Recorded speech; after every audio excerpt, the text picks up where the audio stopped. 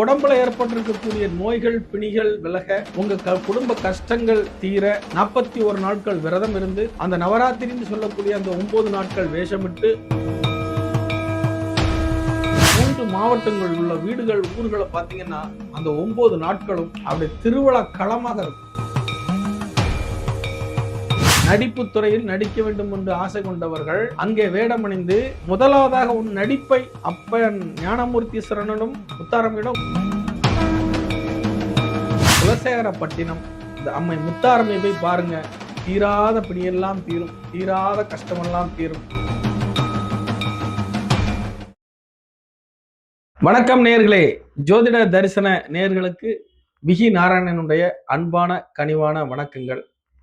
இன்னைக்கு நம்ம எதை பத்தி பேச போறோம் அப்படின்னு பாத்தீங்கன்னா, தசரா திருவிழா. இந்த தசரா திருவிழா இதற்கும் ஜாதக அடிப்படையில் நம்மளுடைய கிரகங்களுக்கும் சினிமாக்காரர்களுக்கும் என்ன சம்பந்தம் அப்படிங்கிறத பத்தி நம்ம பார்ப்போம். இந்த தசரா திருவிழா முதலாவதாக தொடங்குவதற்கு முன்பாக இந்த தசரா திருவிழா பார்த்தீங்கன்னா மைசூர்ல தான் ரொம்ப ஃபேமஸ்.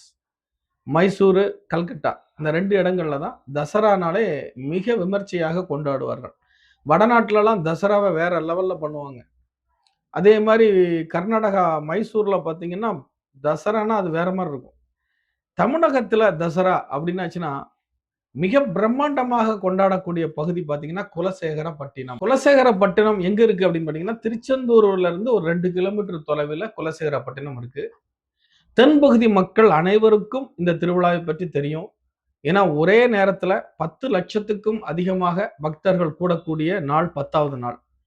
இங்க நம்ம சிட்டி நகரங்கள்ல, சென்னை மாநகரங்கள்ல, மற்ற இடங்கள்லாம் இது வந்து நவராத்திரி பூஜை அப்படின்னு சொல்லுவாங்க. 9 நாள் பண்ணக்கூடிய நவராத்திரி பூஜைன்னு சொல்லுவாங்க. அந்த 10வது நாள் இந்த சரஸ்வதி பூஜை, விஜயதசமி எல்லாம் வருது இல்லையா, அன்றையோட அது நிறைவு செய்வாங்க இந்த தசரா திருவிழாவை. இந்த தசரா திருவிழா எப்படி பிறந்தது அப்படின்னு பார்த்தீங்கன்னா, இந்த தசரா திருவிழாவுக்கும் தென்பகுதியில் உள்ள குலசேகரப்பட்டினம் என்கின்ற ஊரில் இந்த அம்மை முத்தாரம்மன் தோன்றிய விதத்திற்கும் நிறைய சம்பந்தம் உண்டு. இந்த தசரா திருவிழாவின் ஆரம்ப புள்ளியாக செயல்பட்டவர்கள் தட்டர்கள். அந்த பகுதியில தட்டர்கள்னு சொல்லுவாங்க. அந்த காலத்து வழக்கு மொழி இது. இந்த ஜாதியை பத்தி பேசுறேன்னு நீங்க நினைக்க வேண்டாம். ஏன்னா அந்த வம்சத்தினர் மூலியமாகத்தான் இந்த கோயிலே தோன்றியது. விஸ்வகர்மா, ஆசாரி, தட்டர்கள் இப்படி அவர்களுக்கு நிறைய புனைப்பெயர்கள் உண்டு. ஏனென்றால் அந்த தொழிலே 4 பிரிவா பண்ணுவாங்க. நகை செய்றவங்க, கார்பெண்டரா இருக்கக்கூடியவங்க, அதே மாதிரி வீட்டு வேலைகளுக்கு பூச்சி வேலைகள் செய்யக்கூடியவங்க, இப்படி அதுலேயே பல பிரிவுகள் உண்டு. அதுக்கு ஒன்னொன்னுக்கும் ஒன்னொன்னு சொல்லுவாங்க. இந்த மாதிரி அங்க வந்து தட்டாத்தி அம்மன் அப்படின்னு சொல்லி ஒரு புத்துக்கோயில் அம்மன் அந்த காலத்துல இருந்திருக்கு. இந்த குலசேகரப்பட்டினம் என்பது சாதாரண ஊர் கிடையாது, அது ஒரு பட்டினம். அந்த காலத்துல குலசேகர மன்னன் அந்த பகுதியை ஆண்ட பொழுது அங்க தட்டர்கள் வீடுகளிலேயே தங்க நகைகள் செய்யக்கூடிய பட்டறைகளை வச்சிருந்தாங்க. நீங்க நம்ப மாட்டீங்க, உலக லெவல்ல குலசேகரப்பட்டினத்திலிருந்து தங்க நகைகள் அனைத்து ஊர்களுக்கும் வணிகமாகப்பட்டது. பெரும்பாலும் இந்த நகை வியாபாரங்களை செய்தவர்கள் தட்டர்களும் நாடார்களும் அந்த பகுதியில. அப்ப அந்த இனங்களை சார்ந்து அந்த மத வழிபாடுகள் எப்படி வருது அப்படிங்கிறதுக்கான மூல அடிப்படை காரணம் இது. அப்போ அந்த குலசேகர மன்னன் ஆண்டு கொண்டிருக்கும் பொழுது மைசூர் மன்னருக்கு அரண்மனை வேலைகளுக்காக அங்கே இருக்கக்கூடிய விஸ்வகர்மாக்கள் தேவைப்படுகிறார்கள். அவர்களுக்கு அங்க வேலைக்கு செல்லும் பொழுது அவர்களுக்கு ஒரு நட்பு ஏற்படுகிறது. அங்கேயும் இங்க நகைகள் பரிமாறப்படுகிறது. அங்கங்க தசரா பண்டிகை அங்க மூலமாக கொண்டாடிக்கிட்டு இருக்கிறாங்க.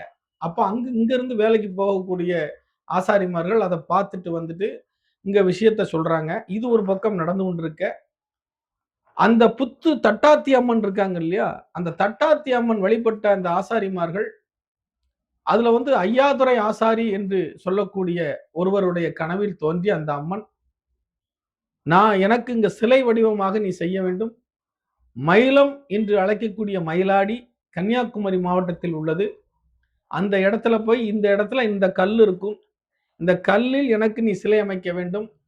அந்த கல் எப்படி இருக்கும் என்பதை என் உருவத்தின் மூலியமாக தெரிந்து கொள் அப்படின்னு சொல்லி இரவு கனவுல அவருக்கு நேரடியாக காட்சி கொடுத்திருக்காங்க. அப்படி காட்சி கொடுக்கும் பொழுது அந்த அம்மன் முத்தாரம்மனாகவும், கூட இருந்து அருள்பாலிக்கக்கூடிய சிவன் ஞானமூர்த்தீஸ்வரராகவும் இருவரும் சேர்ந்த நிலையில் அருள்பாலிக்கும் பொழுது அந்த ஆசாரி கேட்கிறார், அம்மையே நீ மட்டும்தானே காட்சி கொடுப்பேன்னு சொன்னா, இப்ப அப்பா ஐயனும் வந்திருக்கிறாரு அப்படிங்கும்போது, யார் யாரெல்லாம் அனாதைகளாக நினைக்கிறீர்களோ அவர்களுக்கெல்லாம் நாங்க இருக்கிறோம். உலகத்துல வாழவே முடியாதுன்னு சொல்லக்கூடிய சூழ்நிலைகள் வரும்போது எங்களை நாடி வரக்கூடிய ஒவ்வொரு பக்தர்களையும் நாங்கள் காப்போம் அப்படின்னு அந்த ஆசாரிக்கு வாக்கு கொடுக்குறாங்க.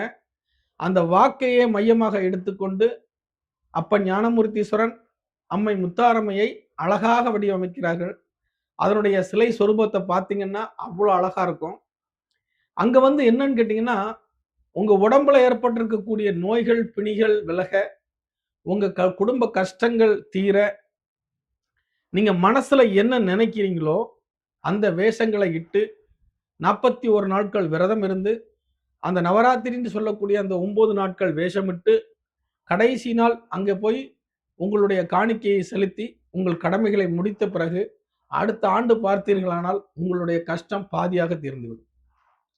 இப்படி 3 வருஷம், 5 வருஷம், 10 வருஷம்னு சில வருஷ கணக்கா பண்ணுவாங்க. மிக விமர்சையாக கொண்டாடப்பட்டு வரக்கூடிய திருவிழா தென்பகுதியில் தசரா. அது மட்டும் இல்லாம இந்த தசராவுக்கும் கலைஞர்களுக்கும் என்ன சம்பந்தம்னு பார்த்தீங்கன்னா, அங்க பார்த்தீங்கன்னா டான்ஸ் தான். அந்த தசராவுக்குன்னு ஒரு டான்ஸ் வச்சிருப்பாங்க.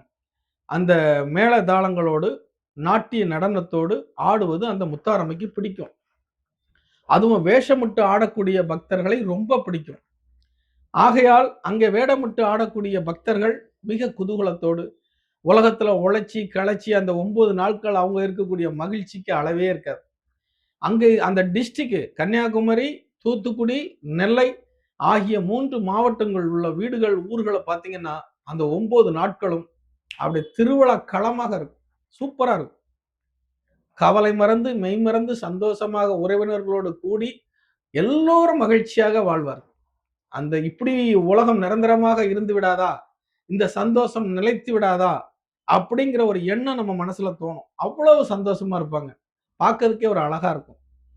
இது சினிமா கலைஞர்களுக்கு எந்த வகையில் ஹெல்ப் பண்ணும் அப்படின்னு பார்த்தீங்கன்னா, பட வாய்ப்புகள் இல்லாத நடிகர்கள், முக்கியமாக நடிகர்கள், எனக்கு பட வாய்ப்பே வரல, நான் சினிமாவில் நடிக்க முடியல, நான் என்னைக்கு தான் சினிமாவில் பெரிய ஆளா வருது அப்படின்னு நினைக்கக்கூடிய நடிகர்கள் அங்கே மாலையிட்டு, நான் சொன்ன மாதிரி விரதங்களை கடைபிடித்து 9 நாட்கள் வேடமிட்டு முத்தாரம்மனை போய் சந்தித்து வந்தால் வராத வாய்ப்புகள் எல்லாம் வரும்.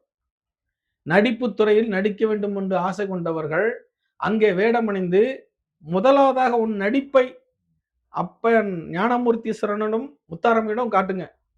உங்களுக்கு அவங்க பாஸ் மார்க் போட்டுட்டாங்கன்னா, நீங்க சென்னைக்கு வந்து படையெடுத்து வந்து ஆபீஸ் கதவை தட்டினீங்கன்னா வாசல் திறக்கும். இது நிச்சயம் உண்மை. அதனால இந்த நடிகர்கள் வாய்ப்பு இல்ல, எனக்கு நடிக்க முடியல, வாய்ப்பு கிடைக்காம ஏங்குறேன் அப்படின்னு நினைக்கக்கூடியவங்களுக்கு அது ஒரு முக்கியமான ஒரு ஸ்தலமாக இது கருதப்படுகிறது. அது மட்டும் இல்லாம நோய் தீர்க்கக்கூடிய ஸ்தலம். அப்போ அதுல வந்து நிறைய வேஷம் விடுவாங்க. அந்த வேப்பல அம்மனு, காளி, மெயினா காளியை மையப்படுத்தி தான் அங்க வந்து காளி தான் ஹீரோ. காளி வேடம் விடுபவர்கள் தான் அங்க வந்து தலைமை வேடமாக கருதப்படுகிறது. முத்தாரம்மன்னா காளி அம்சம் தான். அப்ப அந்த காளி வேஷங்கள் பார்த்தீங்கன்னா, விதவிதமான வேஷங்கள். அங்க வந்து பல ஊர்கள்ல இருந்து செட்டு செட்டா வருவாங்க. இப்ப எங்க ஊர் சொக்கலிங்கபுரம். சொக்கலிங்கபுரத்துல மட்டும் 3 செட்டு இருக்குது. குலசேகரப்பட்டினத்தையே போய் கலக்கிட்டு வருவாங்க எங்க ஊர் மக்கள். அதே மாரி நெறைய ஊர்கள்ல இருந்து தாண்டவன்காடு, வசத்துக்குடியிருப்பு, இந்த மாரி குறிப்பிட்டு சொல்லக்கூடிய சில ஊர்கள்லலாம் பெரிய பெரிய செட்டுன்னா 50 பேர், 60 பேர் இருப்பாங்க ஒரு செட்ல. எல்லாம் 2, 3 லாரியில போய் ஒவ்வொரு ஊர்லயும் டான்ஸ் ஆடி, முத்தாரம்மன் பேர சொல்லி அந்த மேளதாள இசையோட நீங்க இந்த சிவாஜி கணேசனுடைய பழைய படங்கள் பார்த்தீங்கன்னா, அவரு நொடிகையா ஒரு படத்துல நடிச்சிருப்பார். அந்த படத்துல ஒரு பாட்டு ஒண்ணு வரும். தேரோடும் எங்க தீரான மதுரையில ஊரார்கள் கொண்டாடும் திருநாளா. அந்த பாட்டுக்கு அந்த மெட்டையே மியூசிக்கா போட்டு மேல அடிப்பாங்க பாருங்க. அப்ப ஆடுவாங்க பாருங்க ஒரு ஆட்டம். கண்கொள்ளா காட்சியாக இருக்கும். நேயர்களே, இதை தெரியாதவர்கள், இதை அறியாதவர்கள், இந்த திருவிழாவை பார்க்க ஆசை உள்ளவர்கள் உலகம் முழுவதும் இருந்து திரண்டு வந்து பார்த்து மகிழ்கிறார்கள். உங்களுக்கும் பார்க்க ஆசையாக இருந்தால் வரக்கூடிய 2025 23ஆம் தேதி 9வது மாசம் முதல் திருவிழா அதன் பிறகு ஒரு 9 நாட்கள் 10 நாட்கள் வரைக்கும் நடக்கும். கோலாகலமா இருக்கும். குலசேகரப்பட்டினம் இந்த அம்மை முத்தாரம்மைய போய் பாருங்க. தீராத பிணியெல்லாம் தீரும். தீராத கஷ்டமெல்லாம் தீரும்.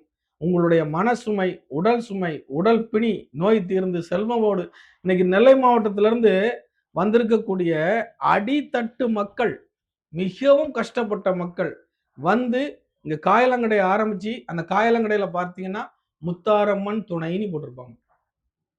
முத்தாரம்மன் துணை, முத்தாரம்மன் துணை எங்க பார்த்தாலும்.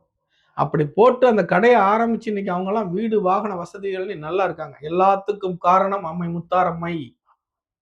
ஆகையினால கஷ்டம் தீர்க்கக்கூடிய அம்மை, நமக்கு பிணி தீர்க்கக்கூடிய அம்மை, தஞ்சமின்றி நாடி வருபவருக்கு அருள்பாலிக்கக்கூடிய அம்மை. இப்ப எல்லாரும் தரிசனம் பண்ணி நலமோடு வாழ்கள். நன்றி, வணக்கம். உங்கள் விகி நாராயணன்.